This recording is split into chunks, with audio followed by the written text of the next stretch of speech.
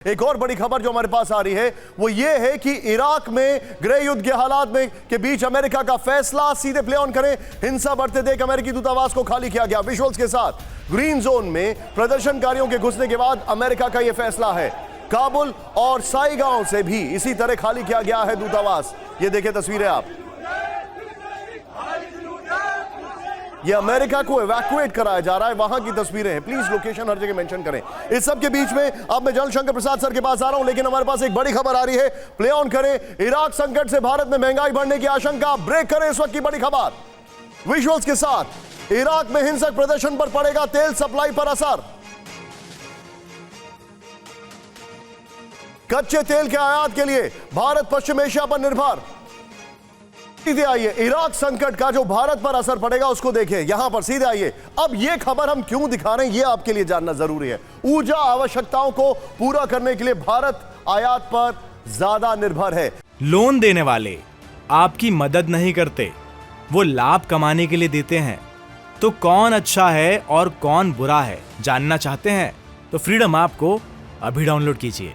Number 1 next देखिए, यहां पर बड़ी खबर है। भारत कच्चे तेल की जरूरत का लगभग 85% आयात करता है। नेक्स्ट, भारत ज्यादातर कच्चे तेल के लिए पश्चिम एशिया के देशों पर निर्भर है। नेक्स्ट, इराक से 23%, सऊदी अरब से 18%, संयुक्त अरब अमीरात से 11% सप्लाई।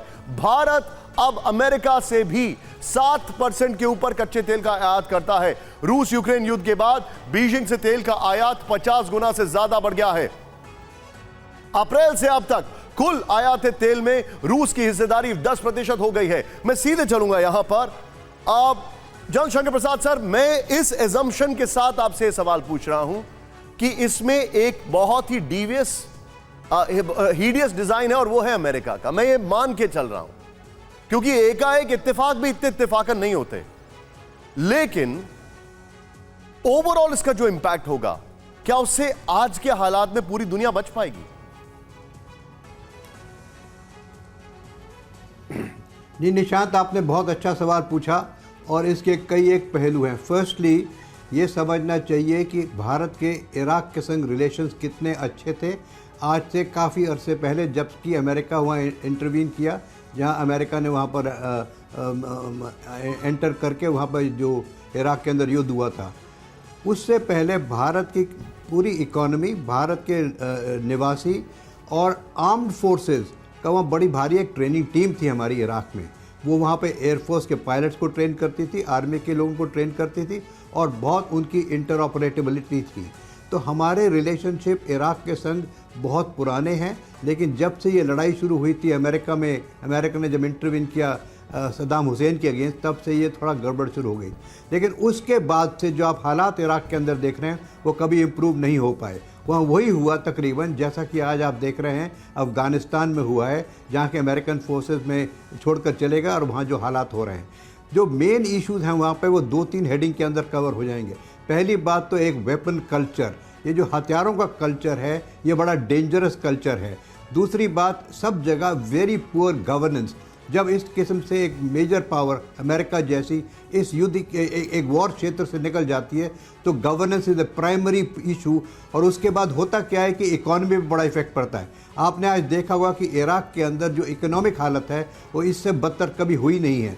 वो पूरा आजकल जिस तरह से श्रीलंका में एक इकोनॉमिक प्रॉब्लम है उसी प्रकार से, बल्कि उससे ज़्यादा ख़राब होती चली जा रही है इराक के अंदर।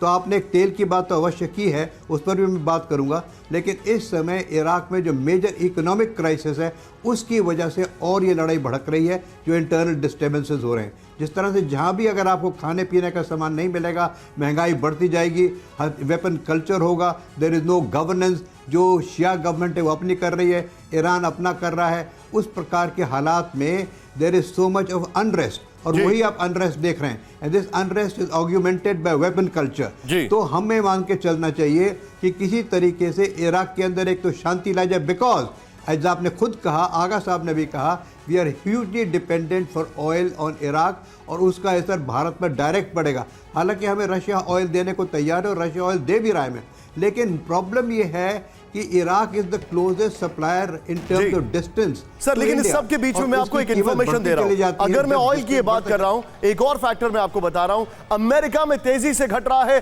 Oil reserve. बड़ी खबर, ब्रेक करें इसको। अगस्त में रिजर्व से निकाला गया 18 मिलियन बैरल तेल, और यह अमेरिका के लिए चिंताजनक बात है। सबसे निचले स्तर पर अमेरिका के रणनीतिक भंडार, गैस संकट से पार पाने के लिए तेल भंडार पर निर्भर अमेरिका। इराक संकट है और दूसरी तरफ ये, इस सब के बीच लोन देने वाले आपकी मदद नहीं करते, वो लाभ कमाने के लिए देते हैं। तो कौन अच्छा है और कौन बुरा है जानना चाहते हैं तो फ्रीडम ऐप को अभी डाउनलोड कीजिए।